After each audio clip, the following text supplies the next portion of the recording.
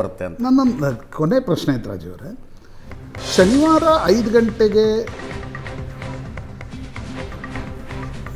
Donald Trump ಹೇಳಿಕೆ ಮತ್ತೆ ಈಗಷ್ಟೇ ಬರ್ತಾ ಇರುವ ಸುದ್ದಿ ಇದು.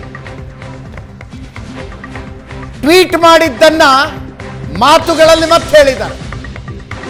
ಎರಡೂ ದೇಶಗಳ ಮೇಲೆ ಒತ್ತಡ ಹೇರಿ ಕದನ ವಿರಾಮವನ್ನು ಜಾರಿಗೆ ತಂದ್ವಿ ಅಂತ.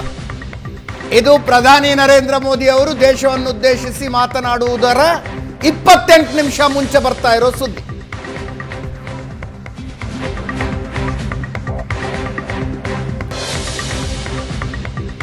ಎರಡೂ ದೇಶಗಳನ್ನ ವಾರ್ನ್ ಮಾಡಿದ್ರಂತೆ.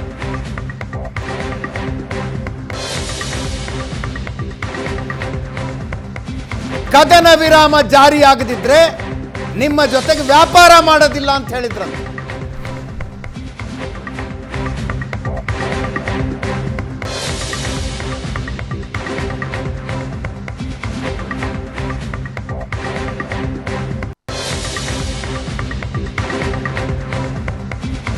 ಟ್ವೀಟ್ ಸಾಕಾಗಿರಲಿಲ್ಲ, ಟ್ರಂಪ್ ಮಾತುಗಳಲ್ಲೂ ಹೇಳಿದ್ದಾರೆ.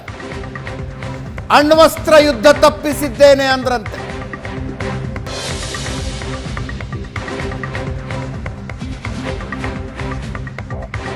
Trump is Trump, Trump is Trump. ಕದನ ವಿರಾಮ ಮಾಡಿಕೊಳ್ಳದೆ ಇದ್ರೆ ನಿಮ್ಮ ಜೊತೆ ವ್ಯಾಪಾರನೇ ಮಾಡೋದಿಲ್ಲ ಅಂತ ಹೇಳಿದ್ರಂತೆ. ವ್ಯಾಪಾರವನ್ನ, ಟ್ರೇಡ್ ಅನ್ನ ನನ್ನಷ್ಟು ಅದ್ಭುತವಾಗಿ ಬಳಸಿಕೊಂಡವರು ಇನ್ಯಾರೂ ಇಲ್ಲ ಅಂದ್ರು ಡೊನಾಲ್ಡ್ ಟ್ರಂಪ್, ಅಮೆರಿಕದ ಅಧ್ಯಕ್ಷರು. ಐ ಆಮ್ ನಾಟ್ ಸರ್ಪ್ರೈಸ್ಡ್ ಅವರು ಈ ಮಾತುಗಳನ್ನು ಆಡಿರೋದ್ರ ಬಗ್ಗೆ. ಪ್ರಶಾಂತ್, ಡೊನಾಲ್ಡ್ ಟ್ರಂಪ್ ಪದೇ ಪದೇ ಈ ರೀತಿಯ ಹೇಳಿಕೆಗಳನ್ನು ಕೊಡ್ತಾನೆ ಇರ್ತಾರೆ. People don't take him serious. ಅದೇ ಈ ರೀತಿಯ ಮಾತುಗಳ ಕಾರಣದಿಂದಲೇ ಅವರನ್ನು ಯಾರು ಇಲ್ಲಾಂದರೆ ಅಮೆರಿಕನ್ ಅಧ್ಯಕ್ಷರು ಮಾತಾಡ್ತಾರೆ ಅಂತಂದರೆ ಅದಕ್ಕೊಂದು ತೂಕ ಇರ್ತಿತ್ತು. ಇಂಟರ್ನ್ಯಾಷನಲ್ ಅದಕ್ಕೊಂದು ತನ್ನದೇ ಆಗಿರ್ತಕ್ಕಂಥ ಮಹತ್ವ ಇರ್ತಿತ್ತು. ಬಟ್ ಡೊನಾಲ್ಡ್ ಟ್ರಂಪ್ ಪದೇ ಪದೇ ನಾನು ವ್ಯಾಪಾರದ ಕಾರಣದಿಂದ ಅವ್ರ ವಿರುದ್ಧ ನಿಲ್ಲಿಸಿದೆ. ಒಟ್ಟು ಅವ್ರು ಹೇಳುವ ಪ್ರಯತ್ನ ಏನು ಮಾಡ್ತಿದ್ದಾರೆ ಅಂತಂದರೆ, ರಷ್ಯಾ ಉಕ್ರೇನ್ನಲ್ಲಿ ನಾನು ಅಲ್ರಿ ಝೆಲೆನ್ಸ್ಕಿನೇ ಮಾತು ಕೇಳಲಿಲ್ಲ.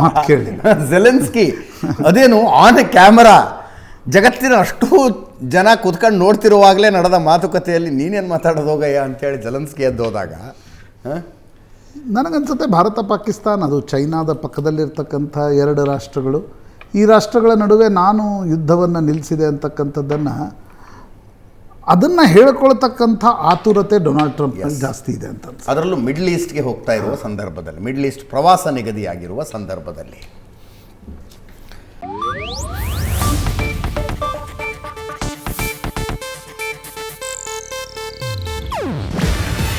ಇದು ಏಷ್ಯಾನೆಟ್ ನ್ಯೂಸ್ ನೆಟ್ವರ್ಕ್ ಪ್ರಸ್ತುತಿ. ನೀವು ನೋಡ್ತಿದ್ದೀರಾ ಏಷ್ಯಾನೆಟ್ ಸುವರ್ಣ ನ್ಯೂಸ್.